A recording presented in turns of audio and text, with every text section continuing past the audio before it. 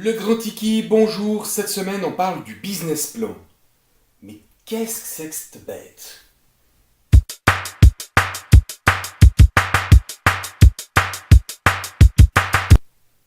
Attends, faut que je consulte.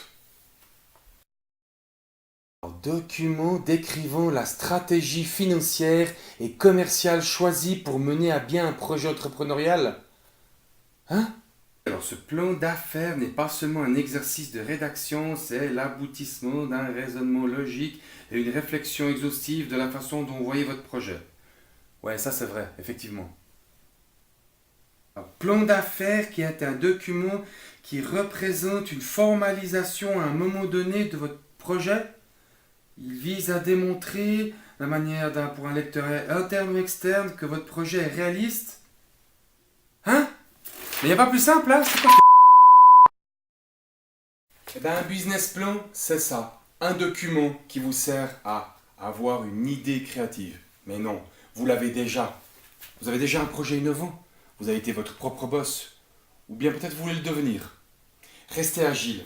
Aussi visionnaire que vous puissiez l'être, votre projet finalisé est rarement celui que vous avez imaginé au départ. Faites le point sur vos motivations, ancrées par passion, pour gagner plus ou moins de la reconnaissance. Mais aucun projet n'est jamais 100% passionnel, financier ou sociétal. Envisagez l'avenir avec un business plan. Un BP pour les intimes. Construire son BP? Oui, car il réunit les éléments de réflexion indispensables pour lancer votre projet d'entreprise ou pour qu'un investisseur accède à votre requête. Aujourd'hui, sans lui, no way. Personne ne te suivra. Rédiger seul son business plan? Non, très mauvaise idée. Parce que même si c'est un excellent exercice, vous êtes dans le guidon de votre projet. Donc automatiquement, vous ne saurez pas ou bien vous allez louper quelque chose par rapport à votre projet. Il vous faut quelqu'un ou une société qui vient vous rechercher, qui vous montre une vision plus globale afin que vous puissiez construire un petit peu mieux ce business plan qui aujourd'hui a besoin d'être clair, net et précis. Et je ne le répéterai jamais assez. Sans business plan, no way. Il y a 10 ans, un business plan ne se construisait pas la même chose. Aujourd'hui, le business plan se veut convivial, mais il se veut surtout marketing digital, entrepreneurial, stratégique, logistique, financier. Waouh, ça fait beaucoup de chapitres. Pas de souci, on va les voir ensemble, on va les détailler, et de manière pragmatique, on va dire que je vais pouvoir vous amener une meilleure opinion de ce business plan.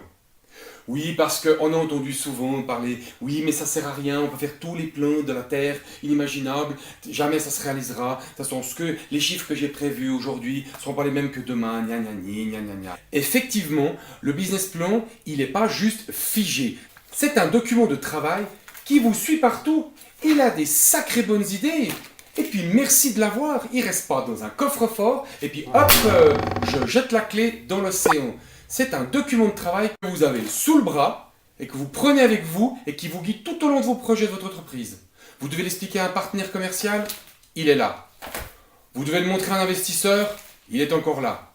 Pour faire comprendre votre projet à un large auditoire, votre BP doit être structuré. Il y a plusieurs questions à se poser. Est-ce que vous êtes prêt pour votre marché?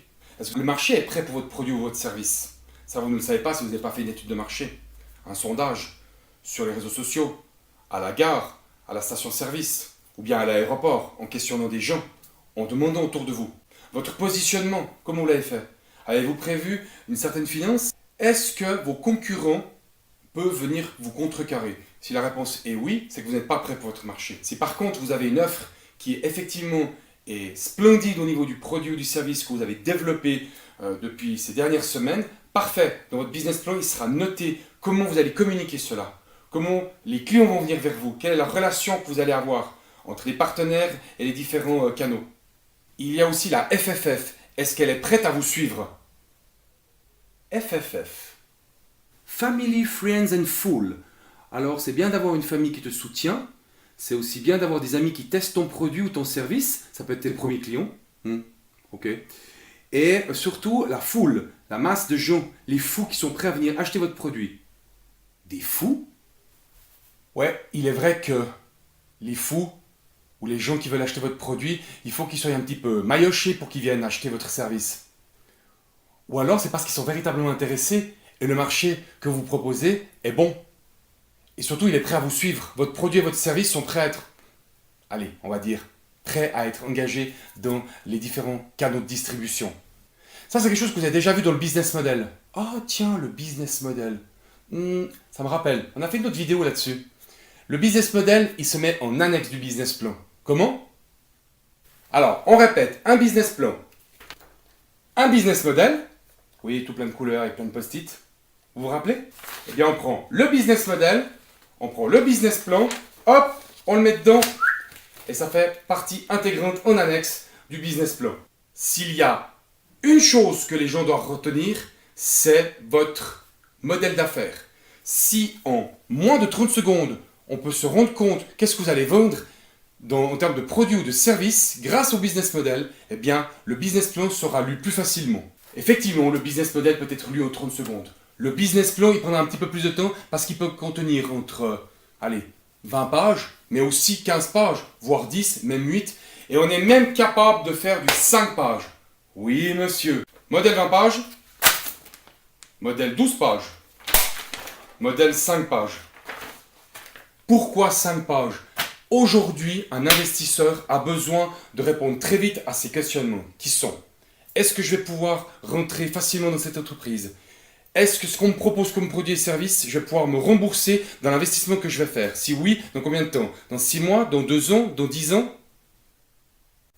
Je pense qu'un business plan, plus court il est, mieux préparé il est, plus vite vous pourrez le mettre en place et plus vite vous pourrez le montrer à des partenaires ou des investisseurs potentiels. Et à ce moment-là, c'est comme ça que vous réussirez à faire comprendre votre idée. Pour son idée, il n'y a pas besoin de la faire comprendre en 2 minutes, en 3 minutes, en 20 minutes devant 300 personnes ou devant tout un parterre de monde qui n'y comprend rien à ce que vous dites. Si vous avez un message très clair qui est notifié noir sur blanc de votre business plan, en moins de 30 secondes, vous pouvez faire comprendre à n'importe quelle entreprise, à n'importe quel partenaire ou à n'importe quel investisseur qu'est-ce que vous êtes en train de vendre, qu'est-ce que vous voulez faire et si votre marché est prêt pour aller de l'avant.